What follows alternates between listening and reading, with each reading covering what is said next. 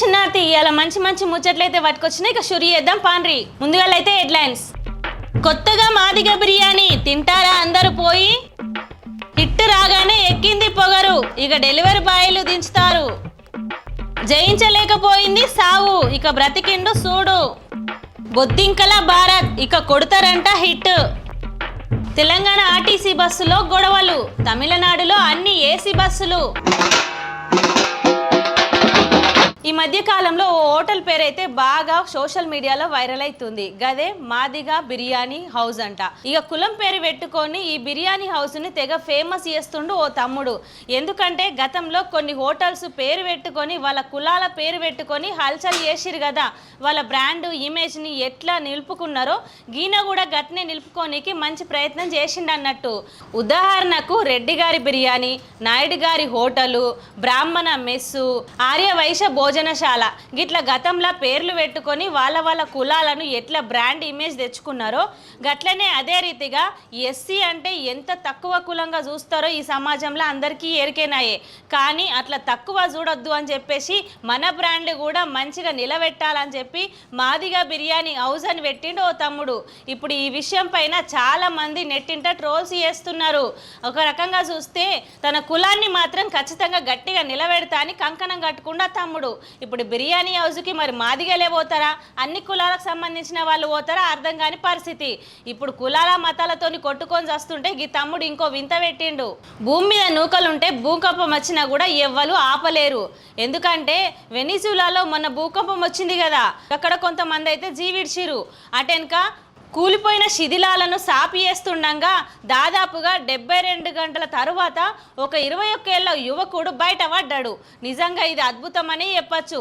ఎందుకంటే భూకంపం వచ్చి శిథిలాలు అన్నీ ఆయన మీద పడ్డాక కూడా ఊపిరాడని పరిస్థితి ఉన్నా కూడా దాదాపుగా 72 గంటల పాటు అందులోనే మునిగిపోయిందంటే ఎంత నరకం అనుభవించుంటాడు.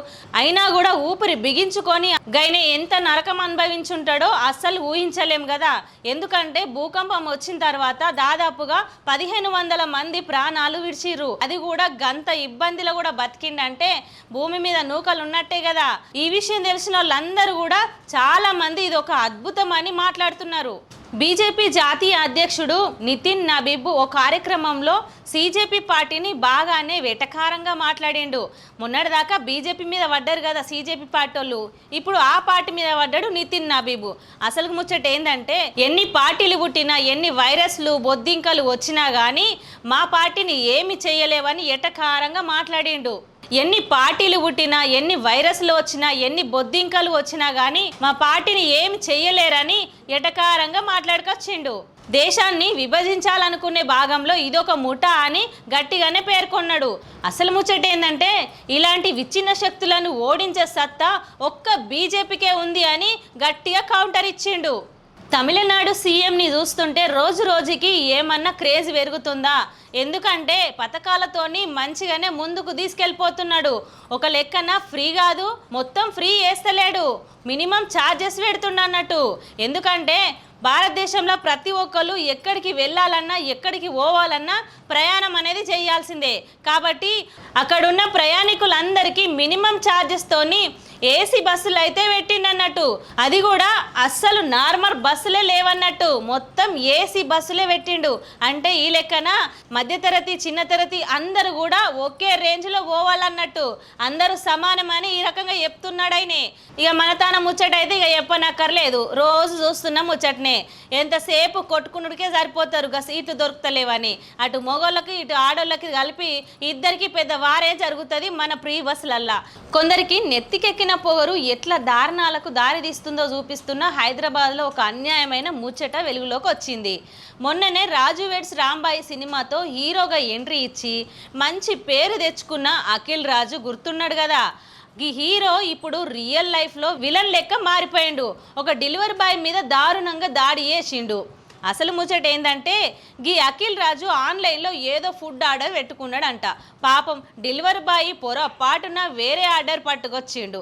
ఆర్డర్ తప్పుగా వచ్చిందని ఆ హీరో గారికి ఎక్కడలేని కోపం వచ్చింది. అంతే కస్టమర్ ఈజ్ గాడ్ అనే ముచ్చట మర్చిపోయి ఆ డెలివరీ బాయ్ తోటి లొల్లికి దిగిండు. ఇంతలోనే ఆ హీరో గారి కుటుంబ సభ్యులు కూడా బయటకు వచ్చిర్రు.